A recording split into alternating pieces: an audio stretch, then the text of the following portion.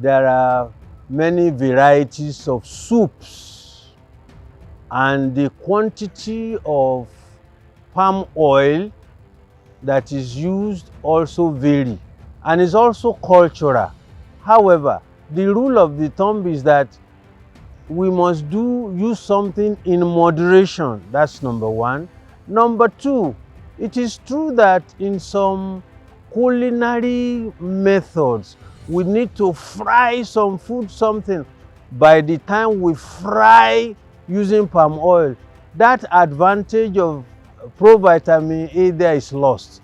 Not only that, there are some other heat sensitive or heat labeled vitamins like vitamin C that we know must be available in those soups.